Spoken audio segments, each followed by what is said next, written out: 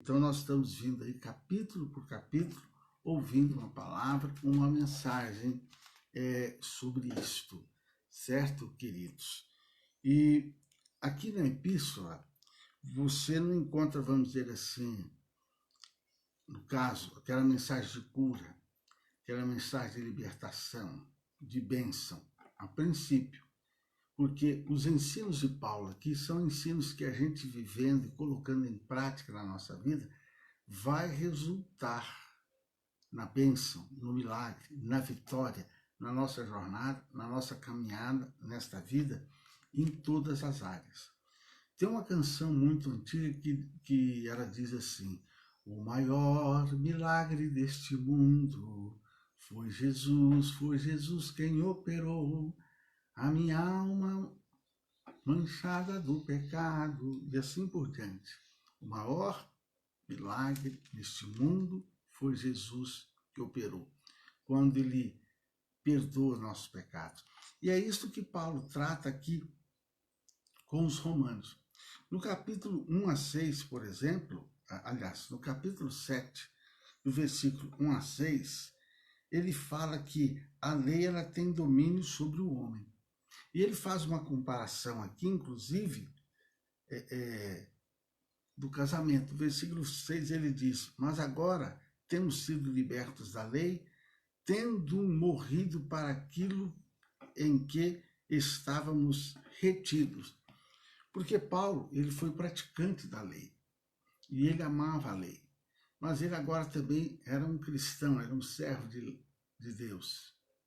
Ele era um grande praticante da lei, ele defendia a lei, certo, queridos? Ele mostra nesse capítulo que a lei teve a sua parte boa, a lei levou ele a entender o que era pecado, por exemplo, não adulterarás, não matarás, e assim por diante, não mentirás, não falarás falso testemunho.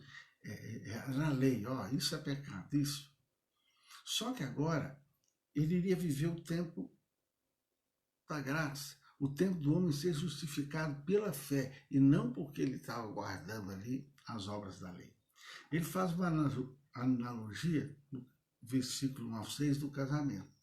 Então ele fala assim que a mulher, lá em Levítico capítulo 20, versículo 10, mostrava o quê? A mulher ela casava, eles casavam. Então, de acordo com Levítico 10, enquanto o marido estava vivo, ela estava ligada a ele. Se ela largasse ele e arrumasse outro, ela estaria em adultério, e naquele tempo ela era até condenada à morte, ela era até apedrejada. Mas, só que o marido, se o marido morreu, então você está livre. Então Paulo ele compara aí, né, a lei, que a pessoa pecava, você pecou, então agora você está afastado de Deus, você adulterou, agora você vai morrer eternamente. Era como uma mulher casada que adulterou. Mas só que com a vinda de Jesus, Jesus deu a sua vida, derramou o seu sangue. Hoje, para o homem ser salvo, ele não tem que estar pegado e crer na lei, mas em Jesus, no sacrifício de Jesus ali na cruz por ele. Então, ele faz aqui a analogia que é como aquela mulher. O marido estava vivo, ela estava presa a ele. Se ela separasse, ela ia morrer, ela ia ser apedrejada, porque adulterou. Mas o marido morreu, então agora ela está livre. É isso que Paulo está dizendo. Por que, queridos? Porque salvação é algo maravilhoso e é muito sério. E se a gente fosse viver pela lei, nós não conseguiríamos.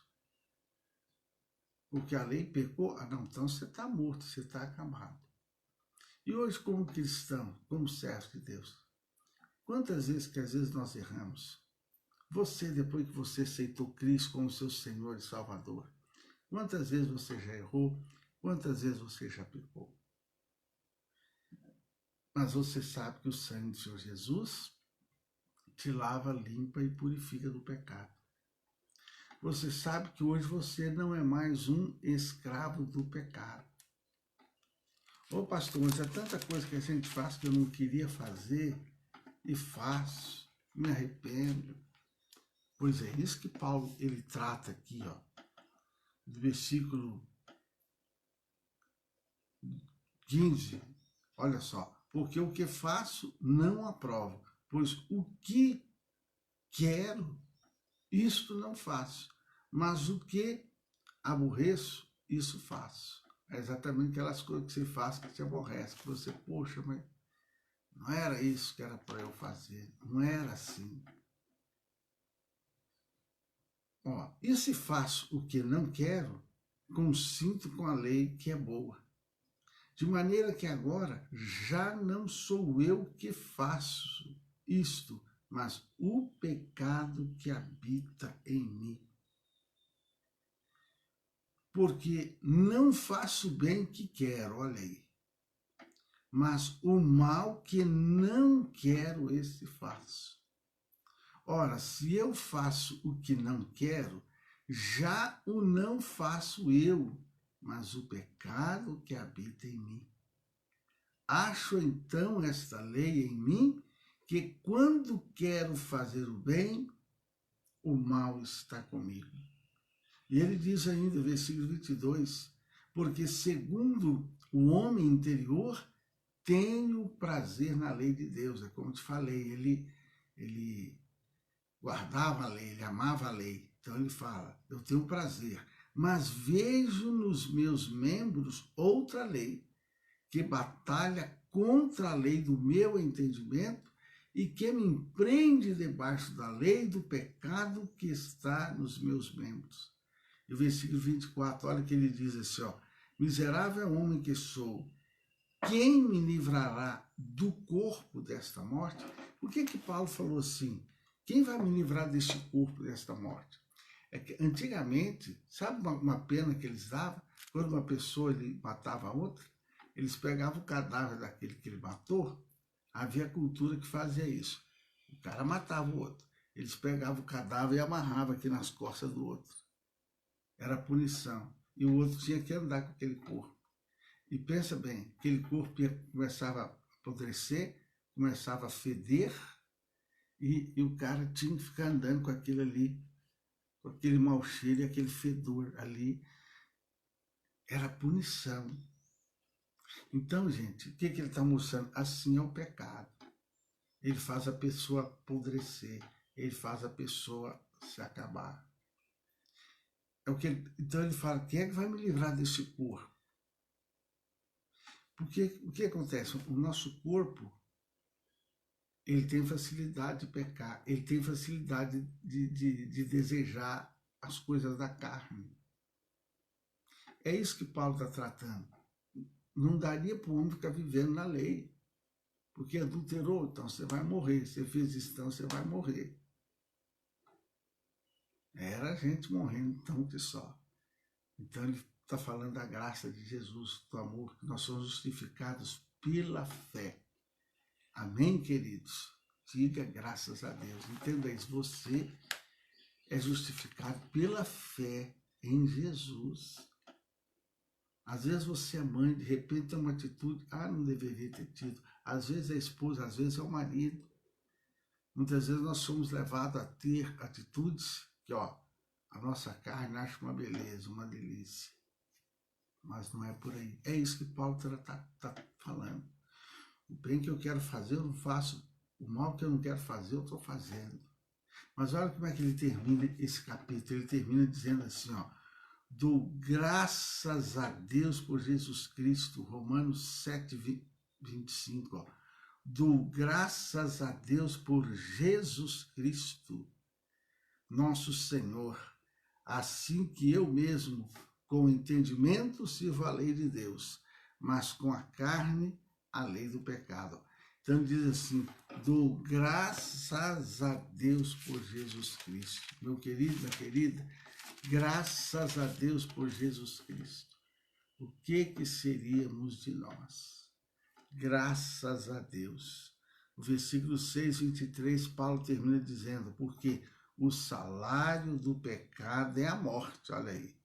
Mas o dom gratuito de Deus é a vida eterna por Cristo Jesus nosso Senhor.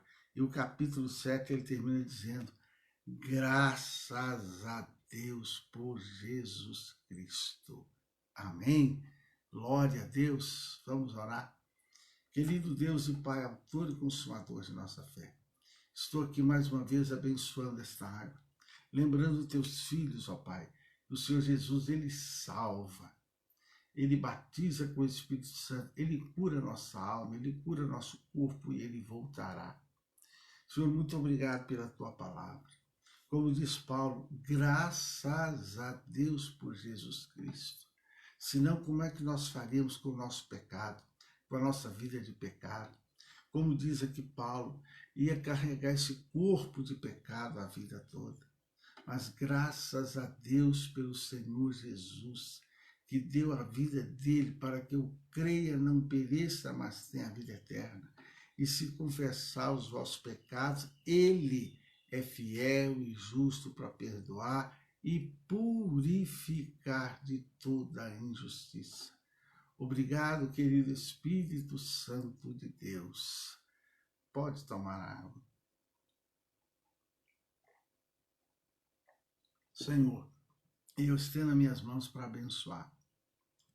Esse que está precisando também da bênção financeira.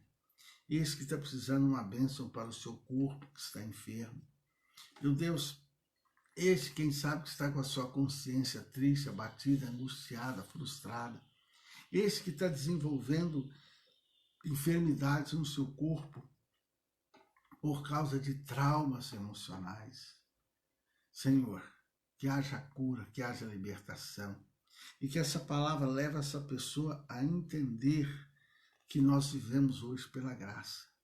A entender que o sangue de Jesus lava, limpa, purifica de todo pecado. Mas a entender que nós também precisamos liberar perdão àqueles que nos ofenderam. Fechando assim, Senhor, as brechas que muitas vezes nos sujeita a uma facilidade maior de aquisição de enfermidades. E dai-nos um dia abençoado.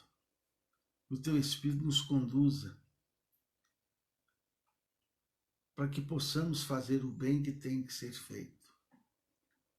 E que o amor de Deus Pai, a graça do Senhor Jesus Cristo, a comunhão gloriosa do Espírito Santo seja com todos vocês. Olha, um beijão no teu coração. Amém?